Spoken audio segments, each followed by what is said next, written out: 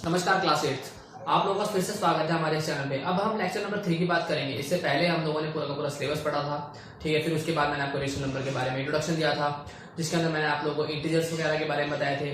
फिर उसके बाद हम लोगों ने प्रॉपर्टी पढ़ी थी और आज हम दूसरी प्रॉपर्टी के बारे में पढ़ेंगे, वो है कम्यूटेटिव प्रॉपर्टी। तो आप लिख लीजिए कम्यूटेटिव प्रॉपर्टी।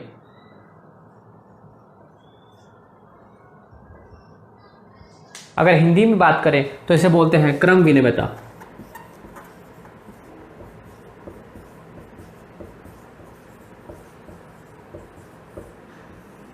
उम्मीद है अब आप लोगों को साफ दिखाई दे रहा होगा। पिछले कुछ वीडियोस में कमेंट्स आए थे तो उसके लिए मैंने थोड़ा सा चेंज कर दिया है, ठीक है। तो अब इसके अंदर रेशनल नंबर में आप लोगों ने क्या सीखना है, परिमेय संख्या में आप लोगों ने क्या सीखना है। फिर से हम उन्हीं चीज़ों की बात करेंगे। पहला है एडिशन, जिसे हमने जोड़ की बात करी थी, ठीक है। तो इसके अंदर मैं आपको समझा देता हूँ कि होगा क्या। जैसे मान लीजिए अगर मैं दो रेशनल नंबर को जोड़ दूँ, जैसे a/b प्लस c/d, तो उस कंडीशन में अगर इसको उल्टा करके जोड़ूँ c/d प्लस a/b, तो यह भी बराबर आना चाहिए। मतलब अगर मैं ऐसे जोड़ूँ चाहे वैसे जोड़ूँ, दोनों कंडीशन में वो इक्वल आना चाहिए। लगा लेते हैं, जैसे 4/5 प्लस 3/5 इक्वल, और इसको वैसे कर लें 3/5 प्लस 4/5, तो दोनों ही कंडीशन में आपको 7/5 मिलेगा। इन दोनों ही कंडीशंस में आप लोगों को 7/5 मिलेगा। इसका मतलब ये हो गया कि कम्यूटेटिव प्रॉपर्टी, ठीक है, एडिशन में वर्क करती है। मतलब ये चीज़ आपके लिए इंपॉर्टेंट है और इस एग्जांपल्स को आप लोग लिख लीजिए अपनी कॉपीज़ में। वीडियो को पॉज करके आप लोग एग्जांपल को उतार लीजिए, ठीक है। मैं अब इसको रब करने वाला हूँ, ठीक। तो इसका मतलब आप लोगों ने एक बात समझ में आ गई होगी कि कम्यूटेटिव प्रॉपर्टी क्रम विनिमयता जोड़ में काम करती है, ठीक है। अब हम इसको सब्ट्रैक्ट में करके देख लेते हैं।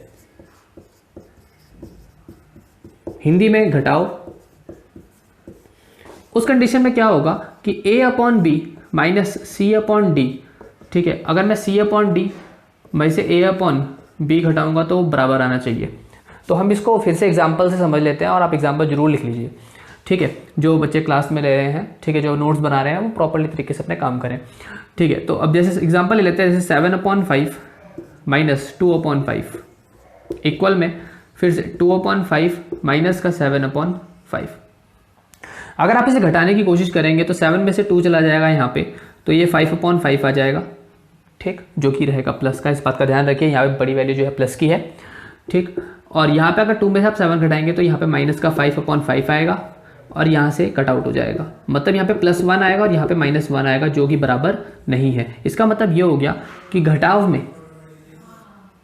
में सब्ट्रैक्शन में ये वाली प्रॉपर्टी काम नहीं करती है।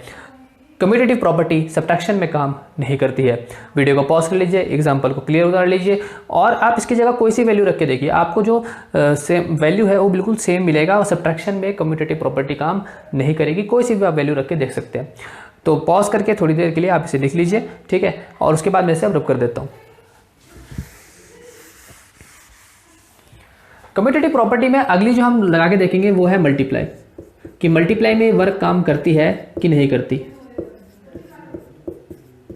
ठीक। तो मल्टीप्लाई में इसका मतलब कैसे होगा, जैसे a/b मल्टीप्लाई c/d इक्वल होना चाहिए c/d मल्टीप्लाई a/b। तो इसको हम फिर से लगा के देख लेते हैं, एग्जांपल लेकर कोई सा भी। तो 7/5 मल्टीप्लाई 3/5, इधर 3/5 मल्टीप्लाई 7/5। मल्टीप्लाई करेंगे 7 3 21 अपॉन 5 5 25। उस तरीके से यहाँ पे 3 7 21 और 5 5 25। तो यहाँ पे दोनों कंडीशन में ये चीज़ क्या हो गई, बराबर हो गई। इसका मतलब ये हो गया कि कम्यूटेटिव प्रॉपर्टी में ये वर्क करता है। कम्यूटेटिव प्रॉपर्टी में ये वर्क करता है। मल्टीप्लाई आप कर सकते हैं, बिल्कुल सेम आंसर आप लोगों को मिलेगा। तो एग्जाम्पल को आप लिख लीजिए, रब कर रहा हूं। चलते हैं डिवीजन पे। डिवीजन मतलब कि भाग, हिंदी वालों के लिए भाग। कोशिश मेरी ये रहेगी इंग्लिश हिंदी दोनों में किसी को प्रॉब्लम ना हो, ठीक है। अब उसके अंदर क्या फॉर्मूला बनेगा कि a/b को अगर मैं डिवाइड कर दूं, ठीक, c/d से, ठीक है। और फिर अगर C अपॉन डी को हम डिवाइड कर दें A अपॉन बी से, तो आपको आंसर क्या मिलेगा, आपको रिजल्ट क्या मिलेगा। डिवीजन करना स्टार्ट कर रहे हैं। अब एक टर्म मान लेते हैं जिससे आप लोगों को सहूलियत हो जाए समझने के लिए। टर्म क्या मानते हैं, जैसे मान लीजिए A मैंने यहाँ पे 25 मान लिया, ठीक है, B मैंने यहाँ पे 8 मान लिया सपोज, ठीक है, C जो है मैंने यहाँ पे 5 मान लिया, और ये चीज़ मैंने आप लोगों के लिए कितना मान लिया, सपोज 4। ठीक, ये मैं इसलिए मान रहा हूँ ताकि आप लोगों को बिल्कुल सहूलियत समझ में आ जाए, क्योंकि उसका डिविजिबल है।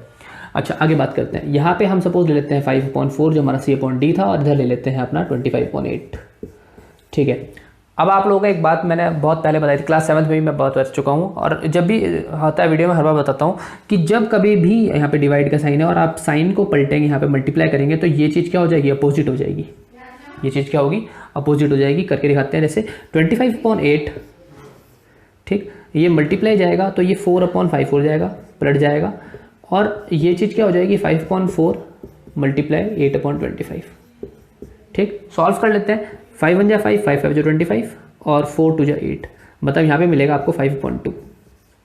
ठीक है, और इधर की बात करते हैं, 5 1 जा 5, 5 5 जो 25, 4 2 जा 8, इसका मतलब यहाँ क्या मिला आपको 2/5, जो कि आपस में बराबर नहीं है, जो कि आपस में बराबर यहाँ पे नहीं है।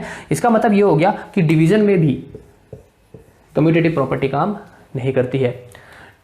कम्यूटेटिव प्रॉपर्टी एडिशन में काम करेगी, मल्टीप्लाई में काम करेगी, सब्ट्रैक्शन में काम नहीं करेगी, डिवीजन में काम नहीं करेगी, क्रम विनिमयता जोड़ में कार्य करेगी, गुणन में कार्य करेगी, घटाव और विभाजन में काम नहीं करेगी। तो ये चीज़ था आज के लेक्चर में।